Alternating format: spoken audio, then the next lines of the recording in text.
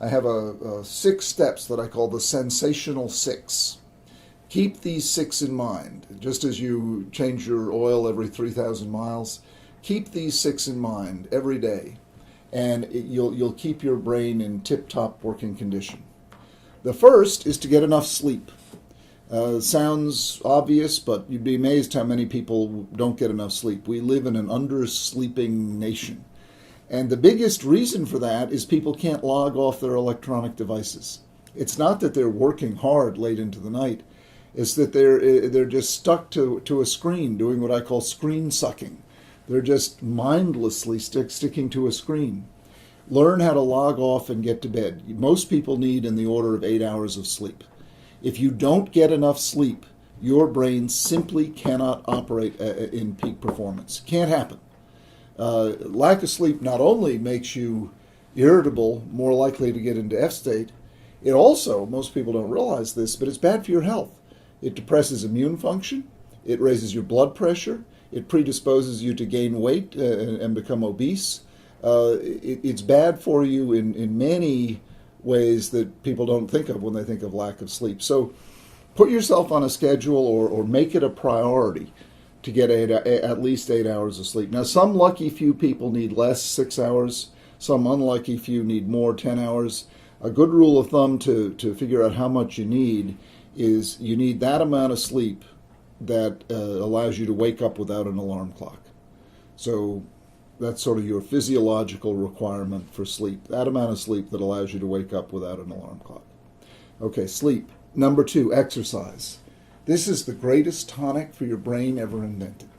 My friend John Rady wrote a book called Spark, The Revolutionary New Science of Exercise in the Brain. And he shows in massive scientific detail how phenomenally good exercise is, not only for your heart and your body and your muscles and your bones, but for your brain.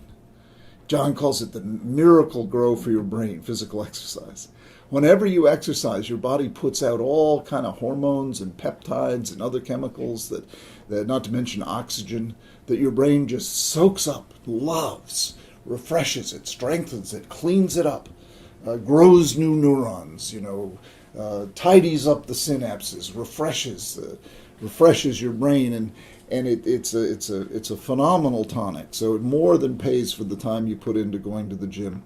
If you can do it 3 or 4 times a week, you'll reap tremendous benefits.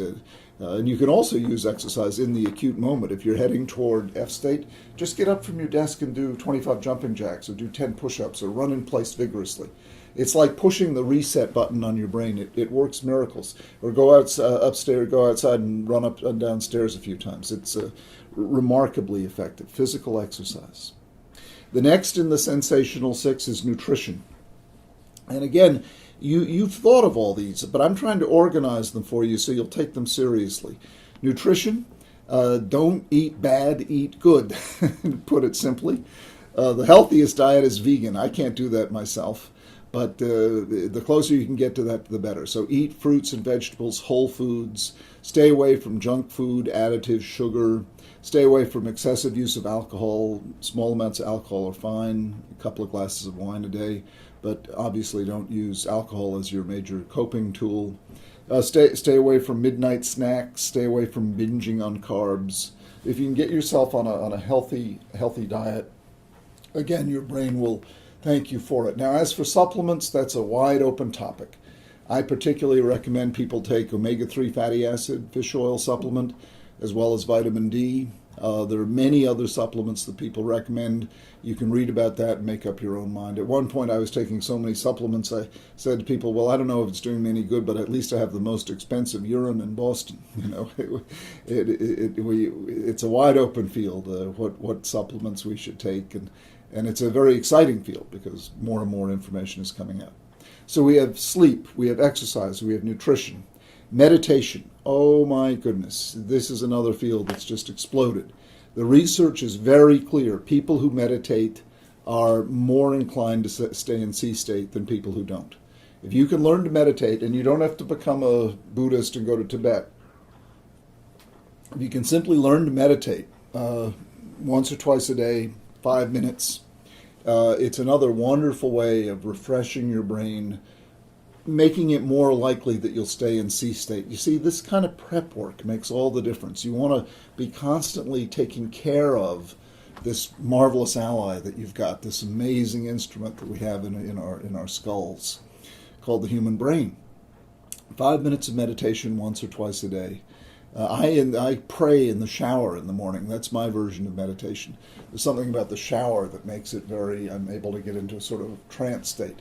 And it's very, very refreshing. Okay, sleep, exercise, nutrition, meditation. Next is cognitive stimulation. This simply means you want to stretch your brain every day, just as you stretch a muscle. So read something outside of your field, or talk to someone who has a new idea, learn something from a colleague. Stretch your brain. Don't just go over the same easy material day in and day out. Try to explore a topic you know nothing about. Try to learn something new. Now, you can't do it all day, of course, but you want to expose your brain to new material.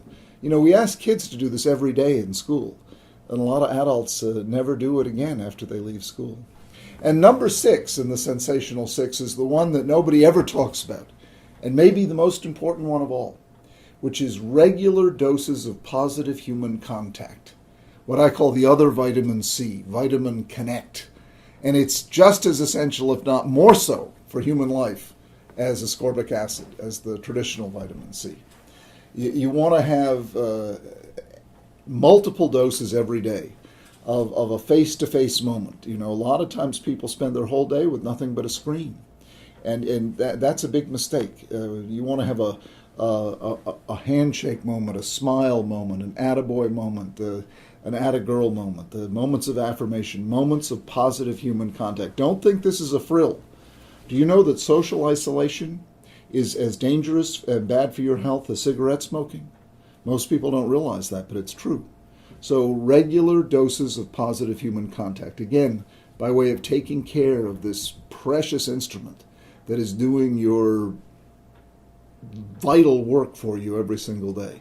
Positive human, okay, that's the Sensational 6.